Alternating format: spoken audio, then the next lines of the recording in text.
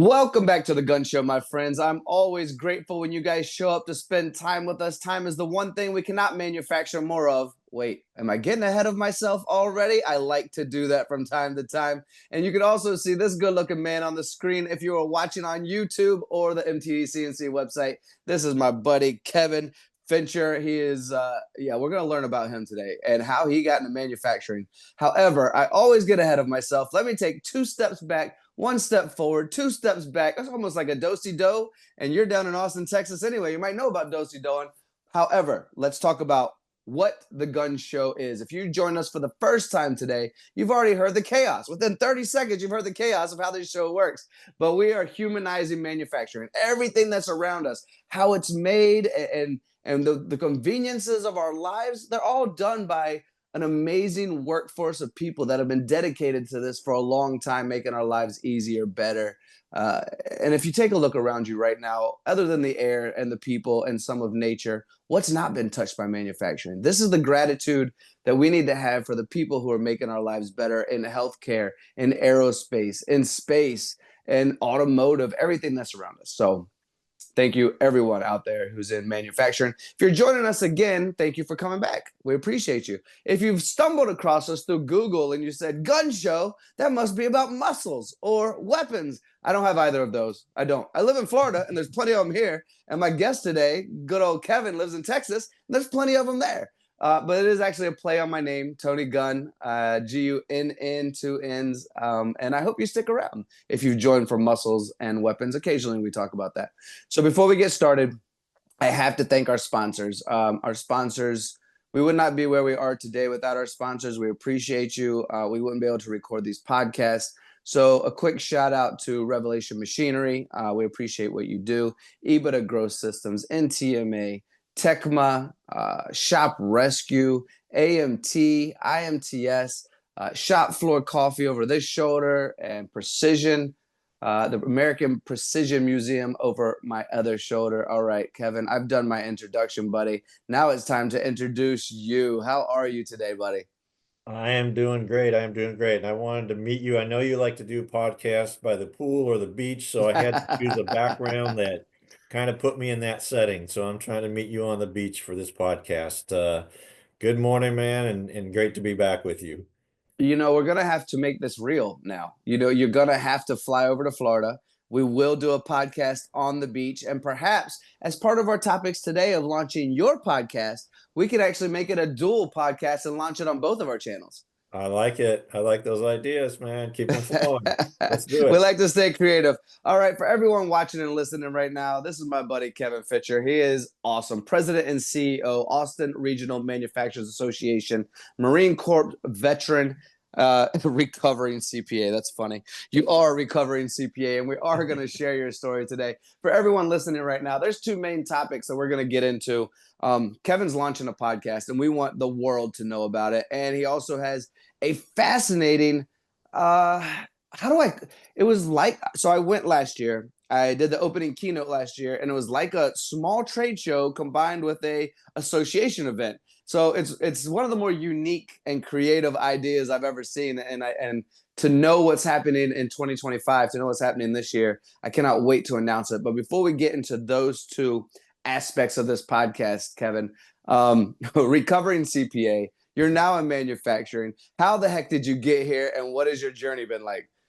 Yeah, well, so welcome everybody. And yes, as Tony says, I'm a recovering CPA. So I retired out of the public accounting field. I'd spent about 27 years as a partner in a large global firm and working on tax consulting.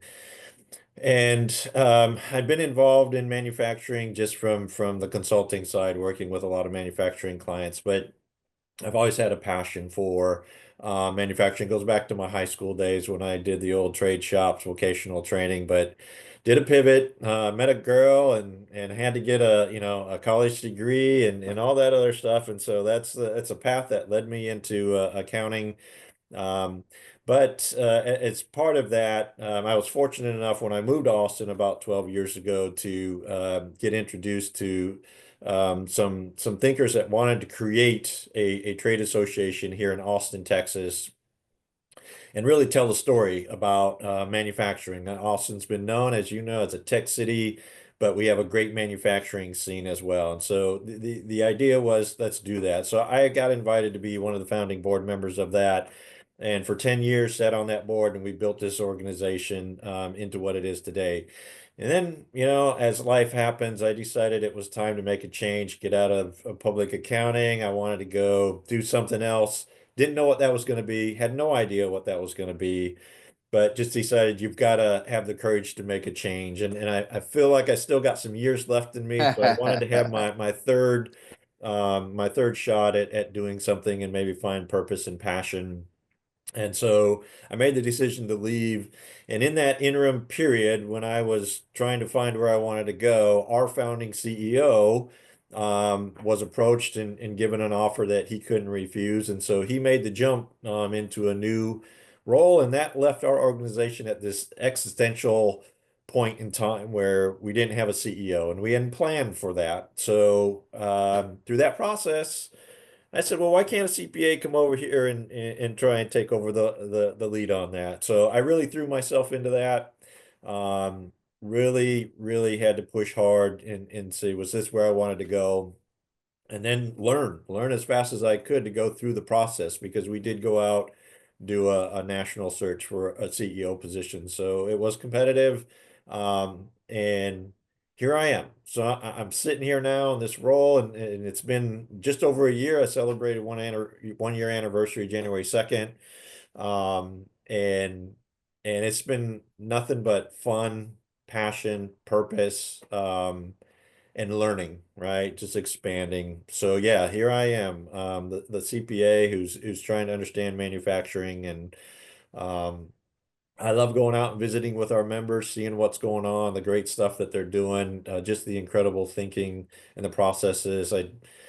I put myself back in a machine shop earlier this year. I went out to one of our education partners, Texas State Technical College, and had one of their students in the precision machining become the teacher and teach me how to get on an old mill and a lathe and recreate a hammer that I made in my shop class. And so it was fun just to go back and be back on the machine and take a walk back in time. So that's it. That's it. This is my path to where I'm at today. And I will tell you, in all of my careers and everything I've done, I've never been so excited and had so much fun as what I've done in this past year, and being involved with ARMA and everything that we're doing. So onward and forward.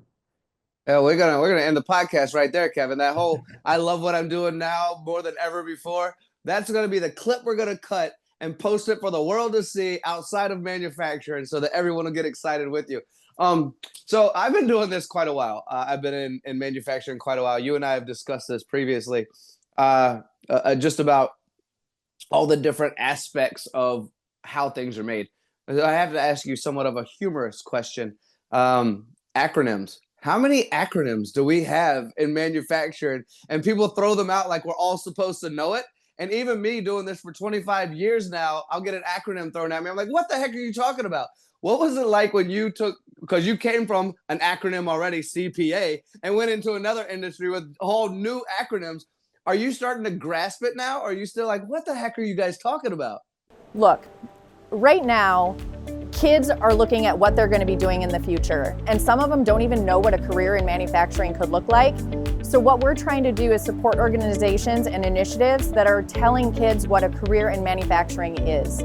So help us give back by purchasing Shop Floor Coffee. You can find us at shopfloorcoffee.com. We're on LinkedIn. Contact us. Let us know how we can support you and your organization. Yeah, you have to. I had all kinds of acronyms from the public accounting world that I had to, dump out and make room so I could put all these new acronyms in. You're right. It's, ARMA is an acronym, right? I've got to explain to people, what does that stand for? And there's a funny story. I think I mentioned it once before. I've told this to people. We were out doing a tour of a new CTE training center, and as we're walking through, one of the people asked me, because we were talking about CNC machines, and they're like, "What does CNC actually stand for?" And it really kind of caught me off guard. I'm like, That's a great question. I think it's computer numerical something. But let me get back to you on that, right? Because you just get used to throwing those acronyms out there. So yeah, it's trying to get up to speed and understand the language of manufacturing oftentimes, and but it's just part of the process of relearning, training the old dog new tricks.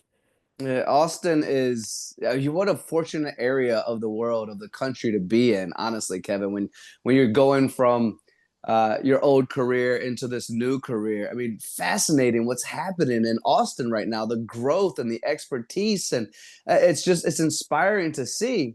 I always knew Austin as a place for music and keep it weird. And then I was cheering for your soccer team, and you got me a jersey. It's sitting right there, actually. And one of your colleagues joined me on podcast, not too long ago, and a good old Catherine over at Wolfram, and we're talking about getting out there for the next game. And I held up the jersey. I was like, "Yeah, Austin." So music and football and food. You guys are so good at food as well. So when you brought me out there, and don't get me wrong, we have the news and we have our social media, so we see what's out there, we see what's coming, we see how you're growing. But to witness it firsthand, when I joined you at your conference last year, and I was honored to give the keynote, by the way, thank you so much, and thank you for tricking everyone into feeding them so they had to stay. I appreciate that they had to stay during the keynote, but embracing that culture outside of music and food and football was fascinating. I mean, we went to Tyrex, where there's dinosaurs everywhere. We went to Wolfram. We went to Carr Lane. We went to what was the last one we went to? Tico. Yeah, we're still trying to work. Tico had that machine in there that came from Ford. It should be in a museum, for crying out loud. So knowing that and the foundation of something like a Tico that's been there for so long, and then what's coming in, what's being brought in with the Teslas that we're talking about, how do you see ARMA supporting all of manufacturing and this massive growth that's happening right now in Austin? Yeah, if only we could have seen this coming and had an idea of what was going to happen. So we are a beneficiary of everything that's happening. Texas is a very business friendly state. It is leaning forward. It wants to drive innovation in manufacturing. We've had several global events, right? COVID was that wake up call to the supply chain, and it's time that we got to start reshoring, nearshoring manufacturing. So you have that's driving that. Texas's business friendly environment. And then we can talk about a couple of small companies called Tesla and Samsung. And who are you talking? Who's that? Yeah, Hold on, I gotta Google this real quick. I'll be right back. Tesla decides we're going to come to Austin and build a gigafactory, and within 3 years go from 0 to 23,000 employees, and they've shrunk a little bit, but Samsung now under the CHIPS Act is expanding and 2 fabs and an R&D center. Just all of that has brought this incredible explosion as the suppliers come in to support Tesla. We have we're going to have a little Korean, cultural thing because of all the Korean companies that are locating here. So we're working on that, right? Things like that you don't think about. But as an association, we want to try and work with our friends over at the Greater Austin Chamber and the EDC groups, and really create this opportunity for cultural, right? This cultural blending of Korean culture, and welcoming them to our society, as well as teaching our folks, here's how the Koreans operate, right? So those are interesting things you don't normally think about as a manufacturing association, but some of the things that we're benefiting from right now. We have Army Futures Command here, so the industrial defensive innovation that's happening is really driving a lot of our growth, and so many cool, exciting things that are happening there. So, where ARMA stands on that, right? Our 3 pillars are workforce development, advocacy, and networking. So we do a lot with our education partners. You and I have talked about that, and that's what we're looking at. That's, not to let the cat out of the bag, but we hope to really shine a light on that maybe later this year. And this partnership and collaboration of what we're doing. the rebranding of that, right? Because we got to build the pipeline, and we've got to get students interested in manufacturing careers, and see the purpose and the entrepreneurship that they can have by going into that. So driving a lot of that through the workforce, the advocacy, we got a lot of things that are happening right now. We've got a change in the administration, and what pro manufacturing policies can we see there? Networking is very important, and that's really one of our most important pieces, right? It's connecting these dots as a Tesla comes in, or Samsung, or an Applied, all of our semiconductor industry, they need supply chain, and so we are connectors on that, right? We can connect smaller tier one and below suppliers into that supply chain, and make them aware of the opportunities that we are going on. So that's where we spend a lot of our time. I field a lot of calls when somebody says, I need somebody who can do this. I need somebody who's AS 9001 certified and has ITAR registration, right? So I'm like, oh, great, I've got several that can help you on that, right? So we're a connector, a facilitator, and that's one of the best parts of this job. And in my previous life as a consultant, I thought I had a lot of good things, but nobody really wants to take your call. And now suddenly it's like I can really help people. People want to pick up the phone when I call. So I enjoy not having doors slammed in my face anymore, and people actually opening up doors. So you touched on it a little bit in the opening, right? To me, the manufacturing community is that it's community, it's family, right? And everybody wants to help each other out. And that's one of the things that I love about being in this space. Yeah, very well said. In the chaos of my mind, as you and I have known each other for a little while now, it's going like this based on everything you just said. Very well stated. First thing I want to say is Korean culture, very forward thinking of you, and I love that. I've been to Korea many times. I've explored all of Korea. I've actually worked directly with Samsung in many facets in their Korean facility, helping them with the molds for their large TVs, and then in Vietnam with their phones manufacturing, where there's 15,000 plus robo drills and 70,000 employees, their own doctor's office and daycare, and it was like crazy security getting in and out of there, and so. I'm a fan of Korean barbecue. I'm a fan of Korean culture. I know a lot of the customs. So if you need someone to come educate the gringos out there, as I would call myself, just above Mexico as gringos, please invite me. I love Korean culture. I'll be happy to do that. Secondly, have you heard of this little thing called a labor shortage or a skills gap?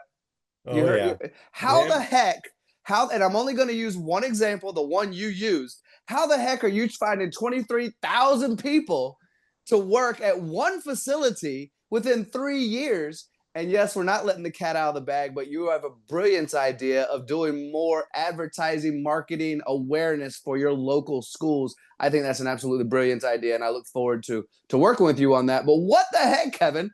Yeah. 23,000 at one location within 3 years? We're having a labor shortage skills gap across the nation.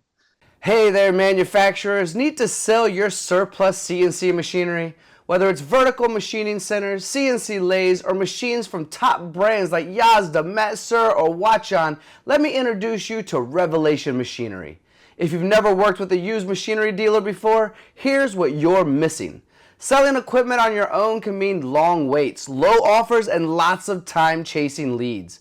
Revelation Machinery changes the game, bringing nationwide exposure to your machines. Their team is located across the USA, so wherever you are, you've got a local expert on your side. Revelation doesn't just list your equipment, they use targeted marketing methods to get your machines in front of serious buyers. Revelation Machinery is committed to fair pricing, full transparency, and taking care of the details. From paperwork to logistics and even rigging if you need it, they're there every step of the way so you're not juggling any part of the process alone.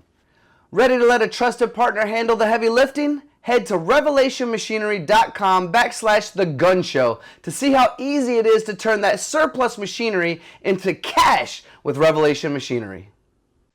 Well, it was an incredible time, right? And when you look at it just on the quantity, it was daunting, right? And there was a lot of concern. How are you going to staff? How is that going to impact everybody who's already in the market, right? Am I going to lose because, Tesla's going to come in and they're going to need to hire to do that?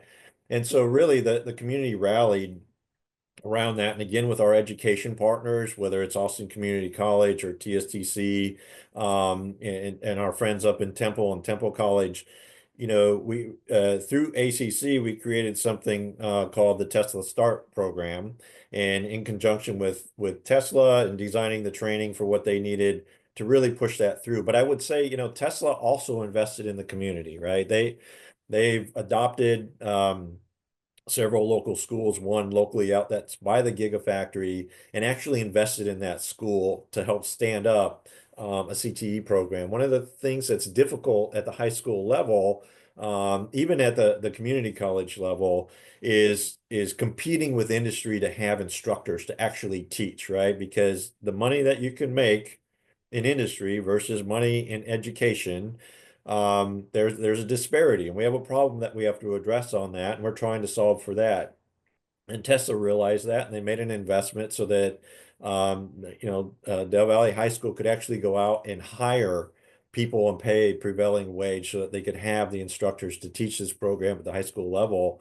And here's a place where high school students can actually see, I'm going to have a job when I graduate here, because Tesla is basically hiring anybody who completes that START program. So we love that. We have the STARS program, which also addresses the semiconductor hiring and what Samsung's need is going to be once they get their fab up and running.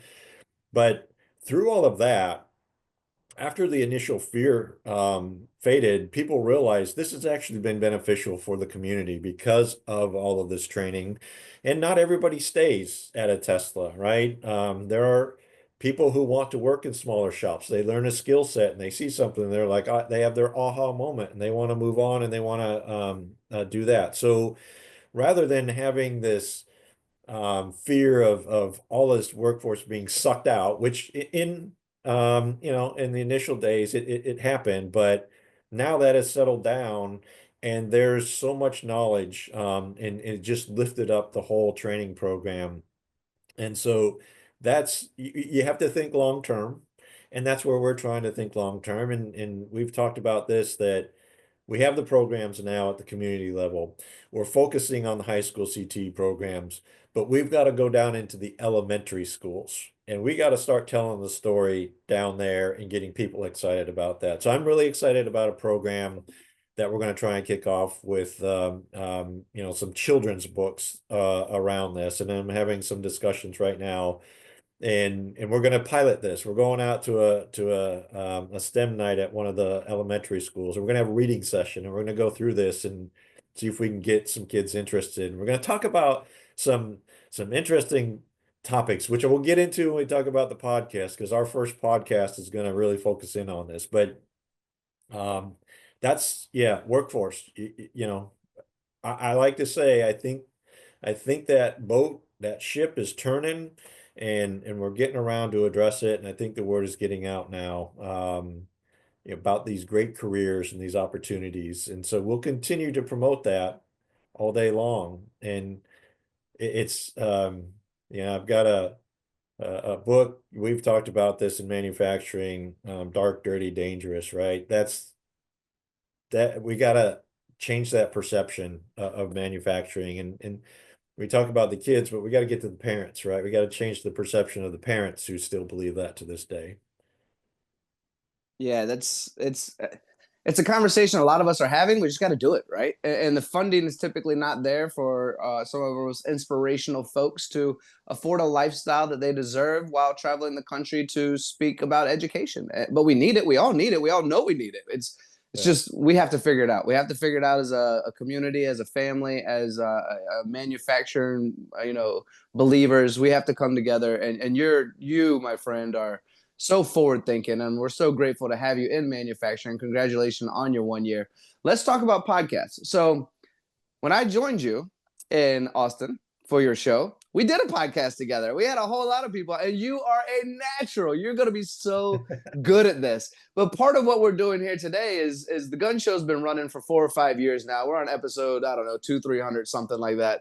We're affiliated, partnered, powered by MTDCNC, which is the most popular news channel on the planet for manufacturing, the largest agnostic news channel on the planet for manufacturing. So I kind of had a cheat code when I launched the Gunn Show and said, I'm going to launch it, but I'm going to launch it on the most popular platform. So I didn't have a whole lot of work ahead of me other than just hoping that we're entertaining enough and educational enough that people return. And after 3, 4, 5 years, the proof is in the pudding. People return, people love it. They love the Gunn Show. But you, my friend, you're a natural, and you're launching, and you're getting started, and it is so very important. So let's talk about your show. Let's talk about what you're going to talk about on your show, even though I know you already gave us a taste of that already. Some of the guests you might have on the show and why people should listen. Well, and I appreciate you reaching out on this. And I had a blast with you at our That was fun. conference and just setting up and talking. And that's really what it is, right? It's talking and doing that. And so my predecessor had a podcast, and we'd had that for a year. And then when I stepped into this role, I was just trying to what I need to do today to Catch up. survive, right? Yeah. Yeah. So podcast was not top of my mind. I wanted to come back and do it, but it fell to the list, right? So we put it on hold. And as what I found in my journey through that first year was that podcasts were a very valuable resource, right? I learned a lot by watching a lot of different podcasts out there, and getting up to speed on things. And that also made me hesitate because I'm like, there's a lot of podcasts out here, people smarter than me in manufacturing. So why throw another podcast out there and compete for people's time when time is so limited? And so I really had to go through a process of deciding, do we want to do that? And I started to kind of say, well, maybe that's not a valuable investment of time and energy here. And then you come along, we do the podcast, and I'm like, this is really fun, and I think it can be meaningful. You just have to figure out, what is my niche? What's the niche for us, and where do we fit, right? So you're global, we're not. I'm not looking to be global, right? I'm looking to start small. And the podcast is called Manufacturing Austin, MFG Austin, right? And we're on YouTube. You can go find us if you just Google, search MFG Austin on YouTube. Please subscribe. We'd love to have you. But our focus was really on that. We talked about keep Austin weird. That's our motto. We want to keep manufacturing weird in Austin. We want to have fun, right? We want to have a good time on these podcasts. And so really for me, as I began to think about that, we have a lot of cool stuff that's happening here in Austin, in the Central Texas area. And that's what we want to do with this podcast. We want to highlight it. We want to bring it to the forefront and let people know what's going on. So when I think about how we were going to do that podcast, it'd be two things, right? We want to highlight our members, and we want to bring them to the stage, and we want to show off some of the stuff that they're doing. And then we want to bring relevant content that our members can use, that they can get out of this, different topics, technical issues or theories, how to run a business, how to be profitable in the business, things of that nature. So there's two different things that we're doing with regard to that podcast and the directions we're going to go. So again, what's very interesting is I was worried, am I going to be able to find people to bring onto this? And what I've found now is there's so much opportunity. We're going to do this as a monthly podcast, but now I'm like, maybe it needs to be bi-monthly. I've got so many people in the queue right now to do these things. Are we going to be able to do that? So our first podcast is going to feature Rami Goldrat, who, if you're familiar with the book The Goal, his father was the author of The Goal, which has kind of been the Bible on lean manufacturing for 40 years. And I met him last year, and we got into a discussion about theory of constraint and throughput and flow. And I said, this is really good. Let's do a podcast on that and talk about this. And I had mentioned the children's books earlier and what we're doing on that. And so we're going to take this down to an elementary level because this is a complicated theory, but you got to break it down and make it simple, right? There's a quote that I love from Albert Einstein. If you can't explain it simply, you don't understand it well enough, right? And so this is what we're going to try and do, is take a very complicated thing, and we'll bring it to a children's level. And we're going to feature a children's book. There's an author out there, Meg Preston, and she's got these great, and I know you probably can't see these things, but they're called Supply Chain. Supply Chain FIFO, Fix the Flow, and Supply Chain Clears the Way. And they talk about these theory of constraints, but they put it at this elementary school level, right? So we're going down to that level, and then we'll expand it and we'll use practical discussion. So I'm excited about that. Other topics that we'll have. One of our members, Firefly Aerospace, last night just launched on a SpaceX rocket their Blue Ghost Voyager that will land on the moon. I believe it's about a 45-day journey. So we're watching that very closely. We would love to come in and talk about that and the journey on that, because we have so many manufacturers who have supported that here locally. And so there's a great story to tell about that. We've got a unique member right now that is looking to figure out how to manufacture SMR. There's another one of our acronyms, but small modular reactors, right? So that's something very unique, I think, that we have here in Austin, and we want to highlight that and do that. So, workforce, some of the regional programs that we've done here and how we've instituted that, because we think that's valuable. We want to showcase that. We're very fortunate to have 3 of our partners who were just chosen to be on the initial NatCast Workforce Advisory Board for Semiconductor. That's a testament to what we have done here to build out, workforce training. So that's a teaser of what's to come.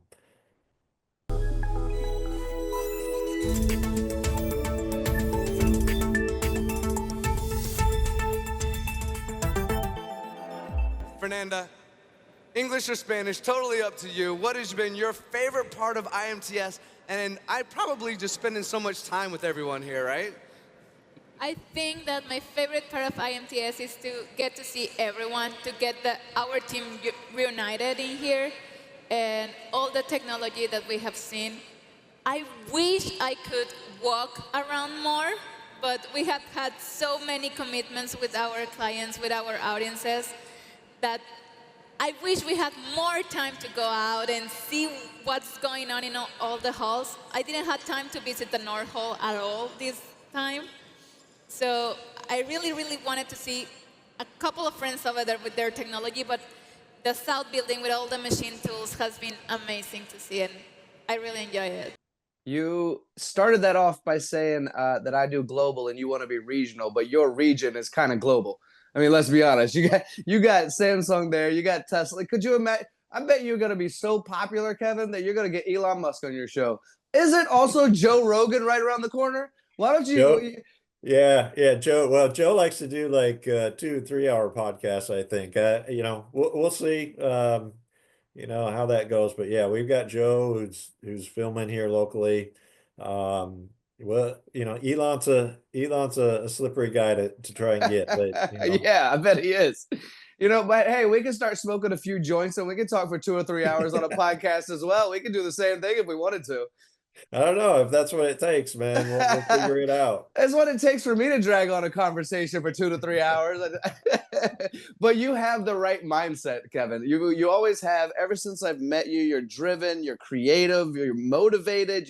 You want to do right by other people. You love being of service to others and helping them out. And you see this I'll use the word gap again, but you see this gap in awareness in a traditional industry that's just done a piss poor job of promoting itself for the last 2, 3, 4, 5, 6 decades. And you have come in, and gosh, Austin regional area is lucky to have you. The whole country is lucky to have you. So I can't wait to start listening to your podcast as well. Well, those are truly kind words, and I thank you for that. It's as we've talked about, I don't know what I'm doing, but I think being none of us do, Kevin. None of us do. Yeah, but it's the community has been so welcoming to me, and taught me so much, and it's really, I think about a lot of things that I do, and I'm like, why isn't somebody else doing that? And you know, sometimes people get in your ear and they tell you, well, you shouldn't do that. This is the way you should go. And what I told myself is through this process, I'm going to be authentic to myself. And if nobody else has done it, okay, so what? Let's go see what happens. And I'm prepared to, you know, have some mistakes. It's not like I didn't make a few last year, but you pick yourself up and you move on and you grow from that. And again, I think we need to push the boundaries, right? And we need to think outside the box, and we need to figure out if we've been talking about workforce development for, you know, 5 years and everything that's happening, and yet we're still talking about it, then we got to try something different. And this is really, I started out thinking about high school. And then I said, we got to be in the middle school. And now I'm in the elementary schools. So, you know, I'm changing my thought process because I want to think long term. Right. Long term, which means you've got to reach down into the elementary schools and begin this rebranding of advanced manufacturing careers and dispel this myth of go incur, you know, $100,000, $200,000 worth of debt and get a college degree for a job that's not going to pay you anything, that that you'll be in debt for 10 to 15 years, right? We have an issue on that, and Mike Rowe talks about this all the time, right? $1.7 trillion of student loan debt that is overhanging our people. So we've told a false narrative. And don't get me wrong, we need engineers, and we need, you know, if you're going to be a CPA, typically you got to have that degree, right? We have professions that need those degrees, but success isn't defined by the fact that you hold a 4-year degree. I can show you a lot of successful owners and entrepreneurs who don't have, you know, those degrees. They're just very skilled at what they do, and they have an entrepreneurial spirit, and they're building their own businesses. I love the 10 to 20 person machine shops, right? It's a sweet spot for me to hang out to. I love all of our manufacturers, trust me. But, you know, talking with you know, those guys and gals that are running you know, a little machine shop that started in the garage. It's awesome. It's awesome to see that spirit. That's the American dream and the American spirit coming back to life. Yeah, you're so right. And something that you mentioned about we have to be, you know, forward thinking. We have to think outside the box. Is sometimes we're so close to the answer that we don't see the solution. And someone like yourself comes in who hasn't been in this world for 10, 20, 30 years and gives us an idea we've never looked at before. So we appreciate that. As we go ahead. Yeah, I was just going to say, I think that's just one of my strengths that comes into this, is because I don't come from that mindset, right? I come from the outside, and Yeah. I question everything. Why do you do this? Why do you do that? So We I need think you. it's helpful to bring those people like me in who question it all. Absolutely agree. Absolutely agree. All right. I don't want this time to go by before we talk about your event coming in October, I believe October 1st and 2nd. As time is winding down, and I want to, maybe we could talk for 2 or 3 hours without the joints, Kevin. I think we could do it. Unfortunately, I didn't set enough time aside today to do that, but in the future we will. I was honored and enlightened and inspired by the event you put together last year that I got to be a part of. It really was unique. It was, every time I go to association event, it's the, and I love an association event. Don't get me wrong. And I've been to a lot of them. I love when people come together, companies come together, they give ideas. There's workshops, people can sit down, spitball, you know, come up with solutions. I love an association event, but what you did was unique in itself. And if I walked into one room, I could learn something, maybe hear a speaker, maybe sit down in a conference. I walked into another room and there were 40 booths in there, and Fanuc had a robot, and you're looking, you know, at doubling, tripling, quadrupling that come in October in a new building where people like Spinner are actually going to bring in machines. And you've talked about this growth and expansion because it's all important to you. I only know the highlights. What can we look forward to in October? And I'm pretty sure this is for Austin Regional, but can anyone join if they want to? And let's talk about the event itself. I would honor you to say, I know what I know, but I'm missing a lot. Every single day, I look in the mirror and I look at every single one of you, and I know that I have so much to learn from you. And I too want to have the courage to admit I have a lot to learn from each and every one of you and everyone in every experience of this life. Every human being on this planet is both a teacher and a student. And if we can see the world in such a way and adapt and absorb as much information as we can and apply that to our shops, we can make manufacturing in this country not just great, but fun and desirable. That's my speech. That's all I got. Yeah, no, great. And happy to do that, right? So you did get to see our space last year. This started as a small trade show, and then, it started to grow over the years. We put a conference with an expo, right? Because we want to have good content, relevant content.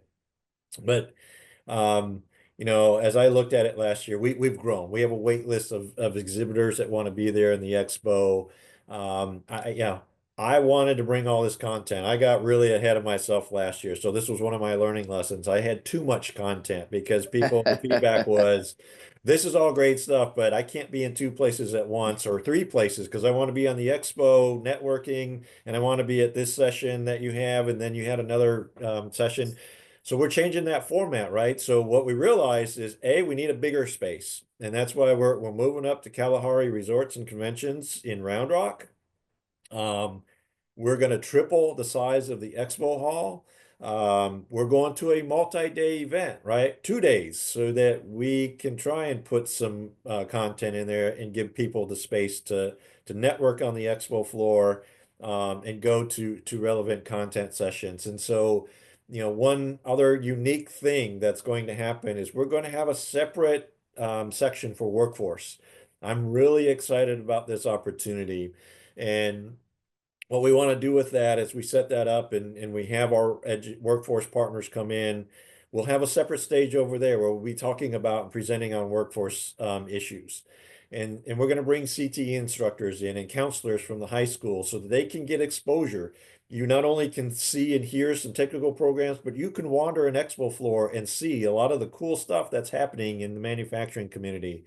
So we've got all of that that's going to be happening.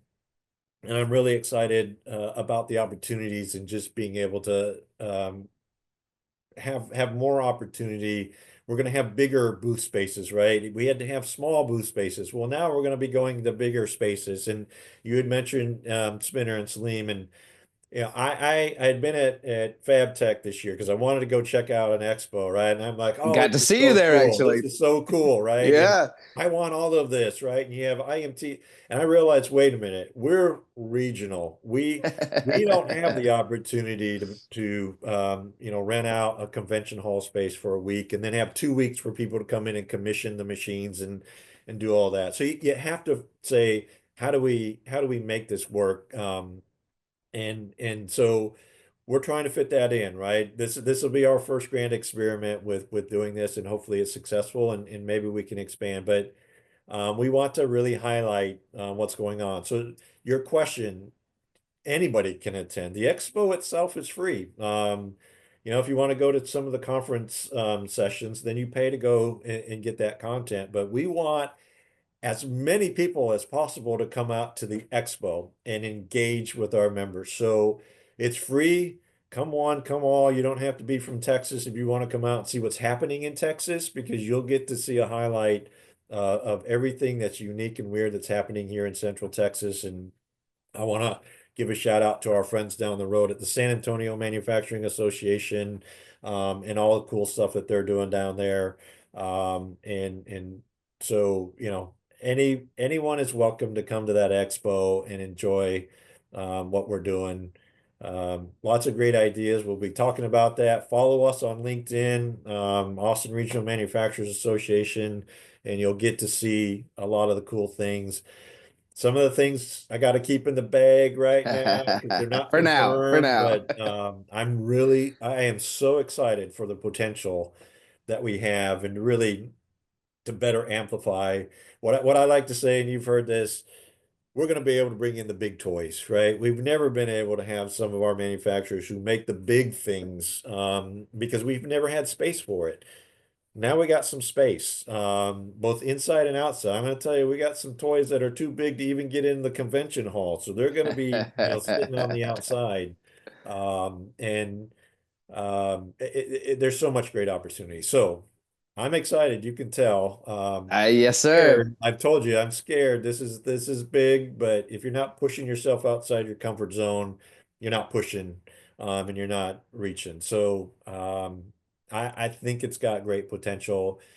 Again, it's regional. That's where we start, but we're open to the world. That's, come on and see what's happening in Central Texas. Come one, come all.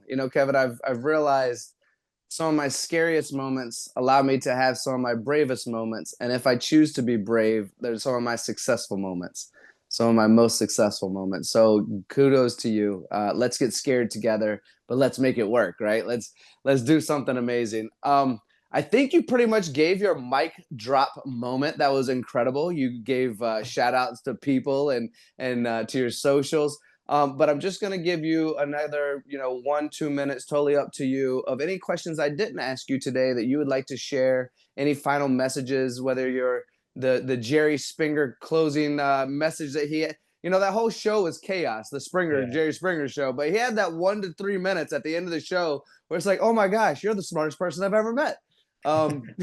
What the heck just happened for the other 59 minutes of this show?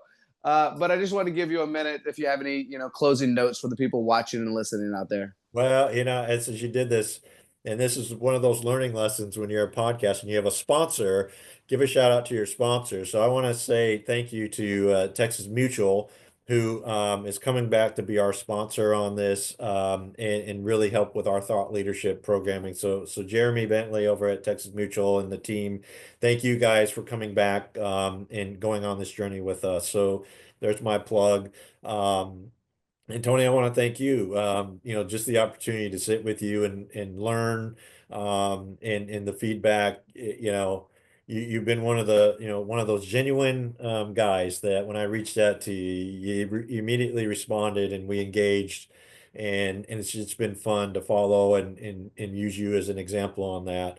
So and all the other people out there who have great things. I'll give a shout out to Jason Zinger over at Making Chips, right? He made an announcement yesterday that his baby that he's built for 10 years, he's stepping away from, but he's built a team, right, that's going to take over and keep that going. And so, he's got a passion and he's got a different path he's going. And I just wanted to give a shout out to Jason. Good luck with that. And I've enjoyed the thought leadership that's come out of the Making Chips, and Paul over at Machine Shop Mastery and the stuff that he's doing, and there's so many others out there, right? So there's a wealth of knowledge. As I said, there's a lot of podcasts out there, but if you can find your niche, and become good at it, then everything else follows. So I hope that we can just be something close to what you guys have built. So thank you all to everybody out there who's paved the way and inspired me to want to go do something that I had doubts about. But I would rather say I tried and failed than I have regrets that I never gave it a shot. So let's see what happens. That's my parting words to anybody out there is don't be afraid to take a leap of faith. Again, I stayed in the accounting profession probably longer than I should have. I spent most of my time trying to figure out how to get out. But until you close the door and have faith to see what opportunities are out there, you never know. So that's my parting words of wisdom. I like it. And since you shouted out, our friends over there, Pro Shop Paul and Jason Zinger, and Jason had an entire room in tears at the NTMA Engage event when he rode on stage to join me for the closing keynote, which was a surprise for everyone. But let's also give a shout out to Mike Payne, who does By the Numbers, since we're shouting out all the Making Chips folks, and for Nick and Jason for putting that together, and the original trio with Mr. King as well. So good times, great podcast. One day they'll catch us over here at MT. I'm just kidding. It's not a competition. I love those guys as well. They're amazing, every single one of them. And I like what they've done moving forward. So Kevin, thank you so much for your time. Thank you for your words of wisdom. Thank you for your closing statements. Good luck at your event this year. I hope I get to be a part of it. Good luck at your podcast. I hope I get to be a part of that as well. And thank you for joining Manufacturing. And for everyone listening and watching today, thank you for joining us. As we started this show off with, time is the one thing we cannot manufacture more of. So if you've shared your very precious time with us, we truly, truly appreciate it. And hope to see you again soon. Thank you.